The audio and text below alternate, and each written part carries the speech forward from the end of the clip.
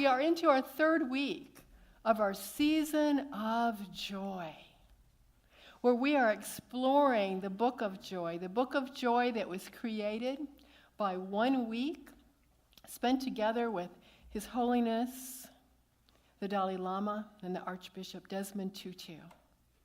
It happened to be the week of the Dalai Lama's 80th birthday, and they have this amazing friendship. They got to spend a week together, being together, loving on one another, laughing, letting their guard down. Although these two beautiful spiritual masters of our time truly live what they preach. They truly walk their talk. For they have this humble, beautiful, joy-filled presence wherever they are. And they have both experienced such tremendous hardship. We know that the Dalai Lama, 60 years ago, was exiled from his country of Tibet, never to go home again. We know that the Archbishop Tutu was the voice and the presence for his people during the horrendous violence of apartheid in South Africa. They do not gloss over what they've experienced. They do not pretend it didn't happen. They don't minimize the pain. But they are both committed to living a life of joy. And to let that joy overflow, effervesce from them, and spill out to all of us and to anyone who is in their presence or watches a lecture or reads a book or sees a photograph. For it truly spills out the joy that they have.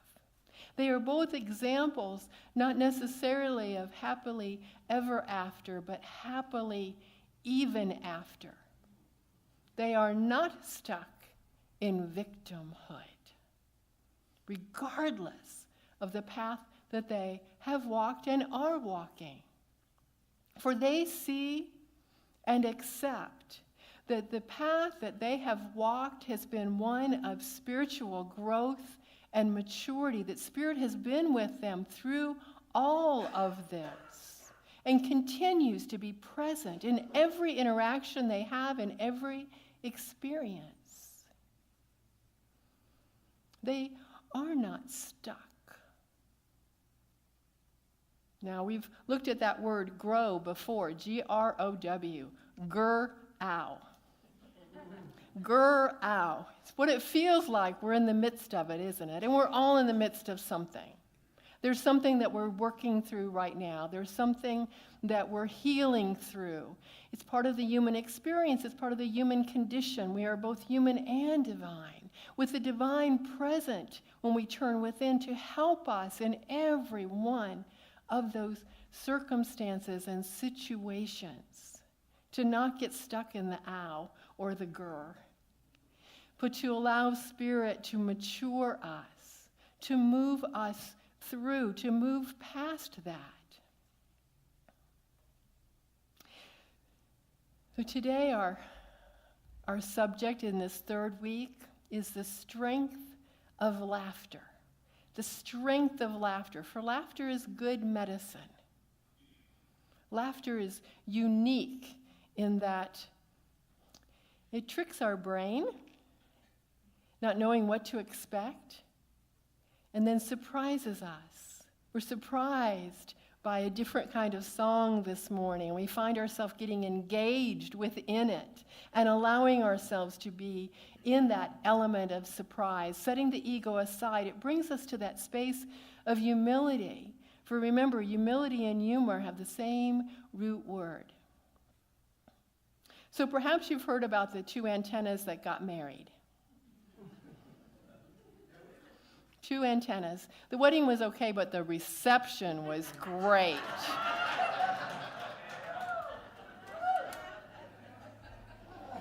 Or perhaps you've heard about the grasshopper who walked into a bar. Okay, side note. I don't understand why the grasshopper didn't hop into the bar, but apparently these stories always go with walk into a bar. So I'll go back into that. So a grasshopper walked into a bar. And the bartender was so excited to see him. And the bartender said, "We have a drink named after you." And the grasshopper said, "You have a drink named Steve?"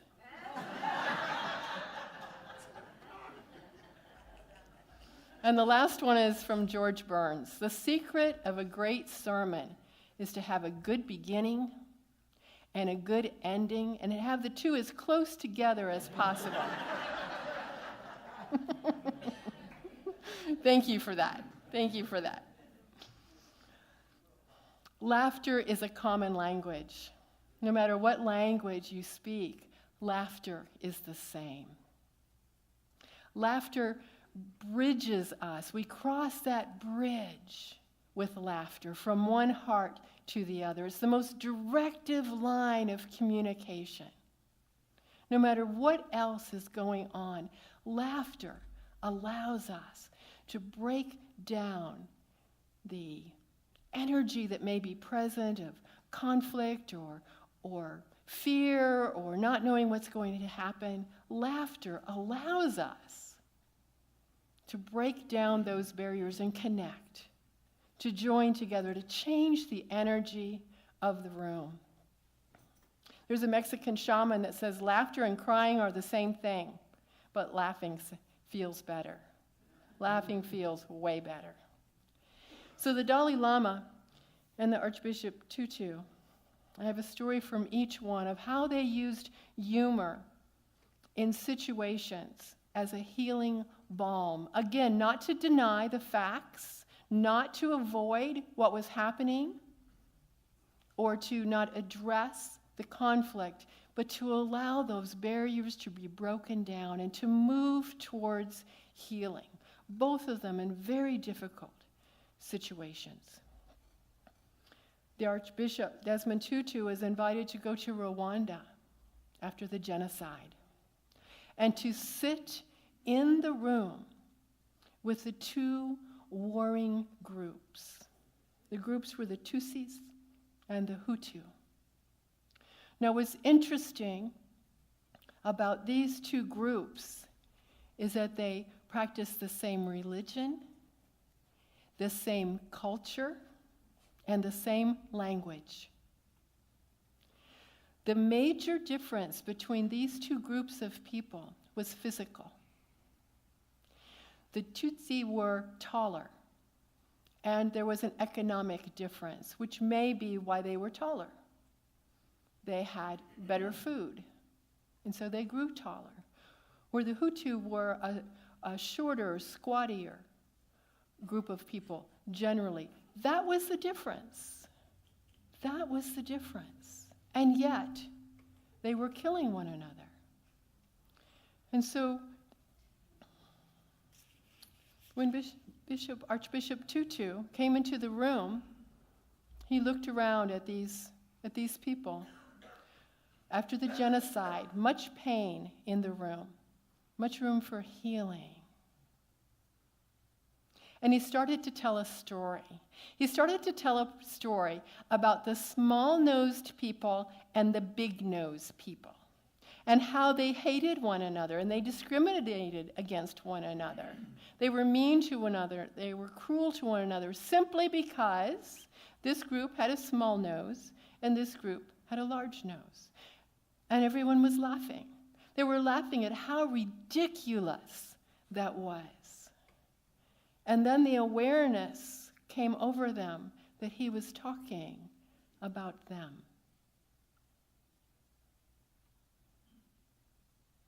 And there was a humbling quiet in the room as they recognized perhaps the foolishness or the unmerited violence that they were committing and had committed against one another. The Dalai Lama was called to meet in Belfast during the violence in Northern Ireland between the Catholics and the Protestants. And as one of the Protestants was speaking about what the issues were in the room, and again, we had people in that room that were victims of violence who'd lost family members on both sides. And the individual who was speaking was a Protestant, and the Dalai Lama said, why Why is it okay? Tell me why it is okay to justify the killing of the Catholics. And this individual said very clearly, I've been raised to know, I know that Jesus was a Protestant, not a Catholic.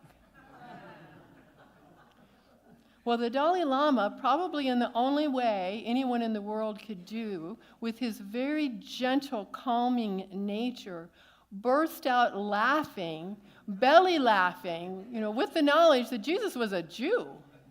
There was no Protestant, there was no Catholic. And what was unique was that he did not offend. There was no offense taken. But again, they were able to see how foolish, if that was the basis, that there was no basis for hatred and distrust and fear and violence against one another.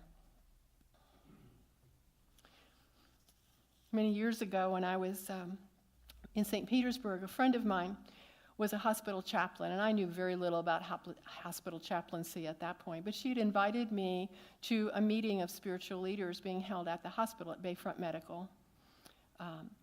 And so I went.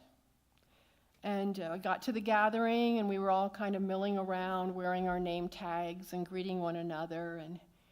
But we were starting to hear laughter at the room next door.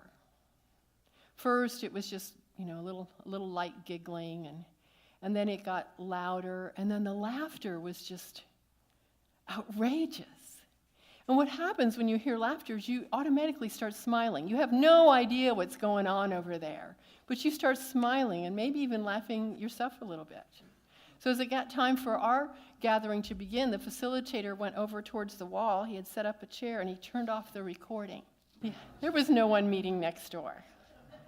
But it had changed the energy in the room from a group of virtually strangers to letting our guard down and being present to one another. We'd already connected over our mutual smiling and laughing over what was going on next door. It's amazing what laughter can do. When we turn to Scripture this morning, we're going to look at the Gospel of John. We shared this the first week. This comes from the farewell discourse where Jesus is speaking.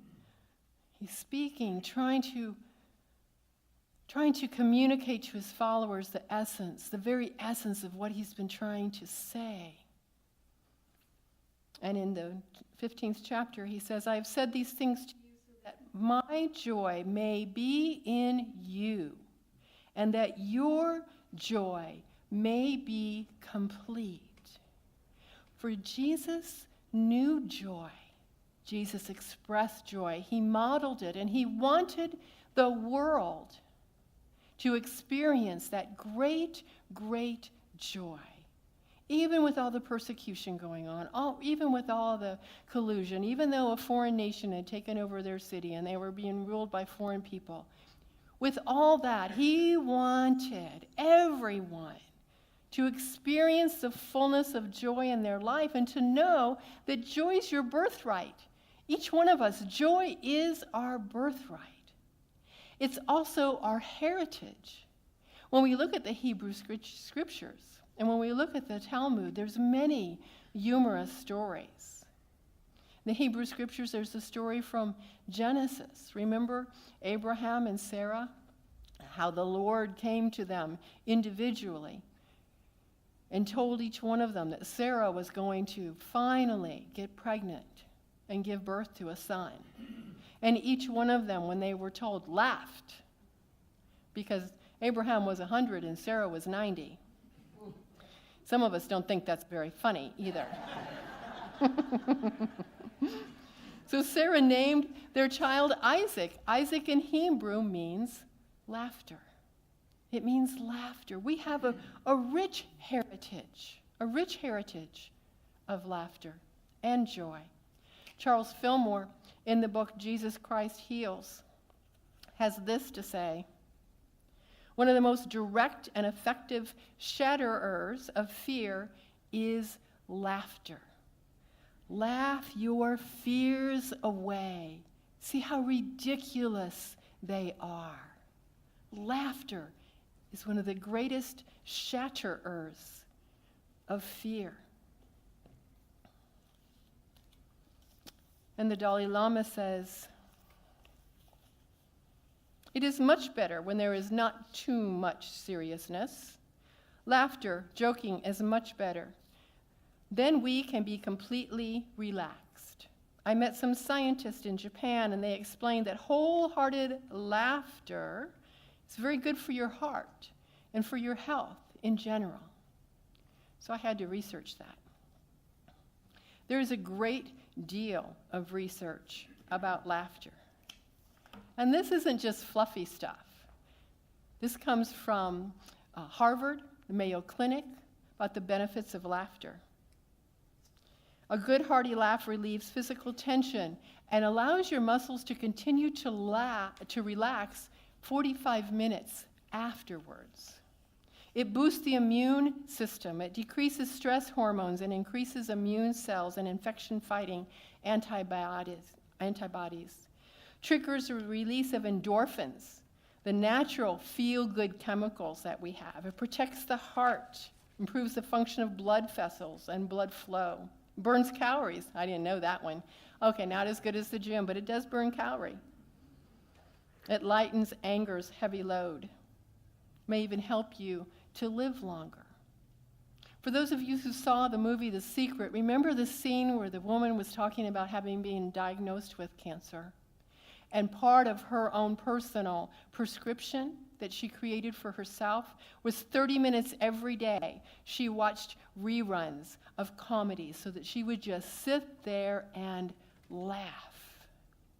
It's good for our physical bodies. It's good for our mental health. It improves our mood, helps us deal better with life.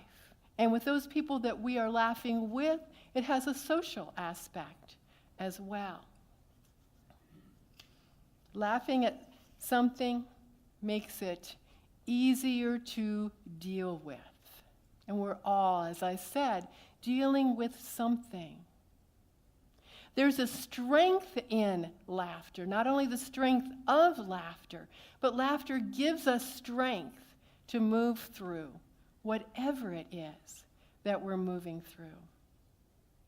The Archbishop Tutu said that he was not born with a sense of humor, but that he recognized storytelling had such value and the ability to connect with people that he developed this sense of humor, and he is a master storyteller.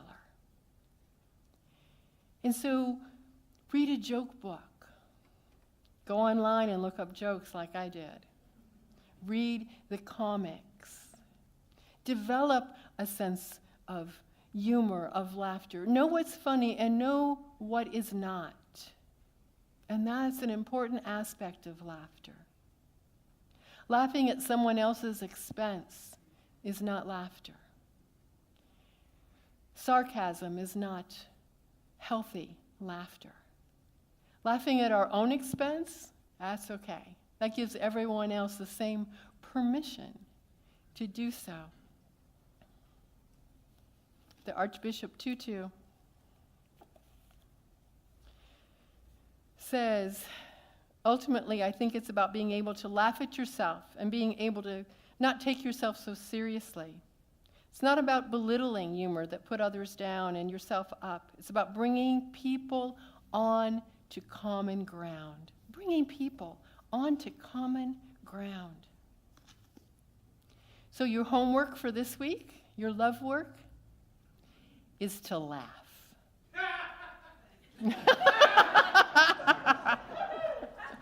You're not done. It's for the whole week. Watch funny movies. Watch a rerun of a comedy that makes you laugh. Read the comics in the paper.